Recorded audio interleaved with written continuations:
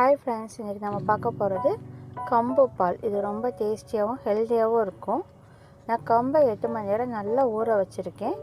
ஊற வச்ச இந்த கம்பை மிக்ஸி ஜாரில் போட்டு நம்ம நல்லா அரைச்சிக்கலாம். நம்ம தேங்காய் பால் இது போல் நல்லா தண்ணி ஊற்றி அரைச்சி ஃபில்ட்ரு பண்ணுவோம்ல, அது மாதிரி இந்த கம்பை ஒரு 3 டைம்ஸ் போட்டு நல்லா அரைச்சி ஃபில்ட்ரு பண்ணிக்கலாம். நான் 4 ஸ்பூன் அளவு தான் கம்பு போட்டிருக்கேன். கம்பில் பால் நிறையாவே கிடைக்கும். இப்போ அரைச்சி நல்லா ஃபில்ட்ரு பண்ணிடலாம். இதை ஸ்வீட்டாகவும் செய்யலாம், கொஞ்சம் உப்பு போட்டும் சாப்பிட்லாம். 2 விதமாக எனக்கு செஞ்சு காமிச்சிருக்கேன். ரொம்ப ஹெல்த்தியாக இருக்கும். இந்த கம்பு பால் ஃபில்லிங்காக இருக்கும். வயிறு நல்லா ஜெல்லுன்னு இருக்கும் இதை சாப்பிட்டா. இப்போ நம்ம ஃபில்ட்ரு பண்ண கம்பு பாலை அடுப்பில் வச்சு கிளறிக்கிட்டே இருக்கலாம். இது 2 to 3 மினிட்ஸில் நல்லா கெட்டியாயிடும். நம்ம களி கிண்டனா எப்படி இருக்கும் அந்த மாதிரி நல்லா கெட்டியாகி வரும். ஒரு கிளாசிக் லுக்கோட வரும்.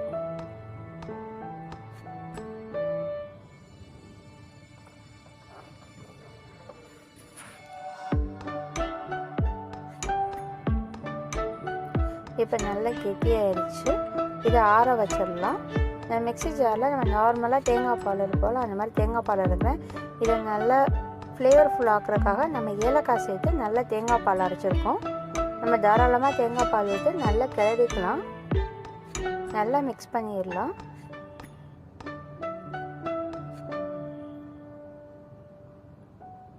இதை நான் இப்போ 2 கப்பில் ஊற்றி செய்ய போகிறேன். இன்னும் கொஞ்சம் தேங்காய் பால் தேவைப்படுது, நான் ஆட் பண்ணிக்கிறேன்.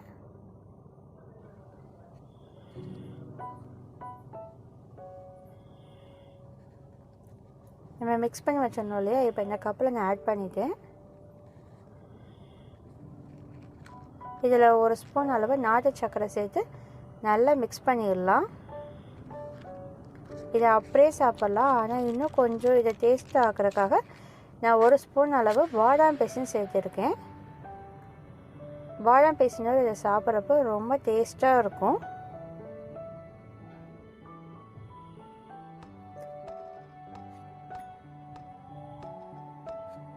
இப்போ இன்னொரு கப்பில் திருப்பி ஆட் பண்ணிக்கிறேன் இந்த கம்பு பாலை.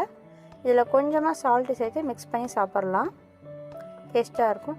என்னை கேட்டால் கொஞ்சம் சர்க்கரையும் லைட்டாக உப்பு சேர்த்து 2மே மிக்ஸ் பண்ணி சாப்பிட்டா இன்னும் டேஸ்ட்டு நல்லா இருக்கும். கண்டிப்பாக ட்ரை பண்ணுங்கள். Thank you all.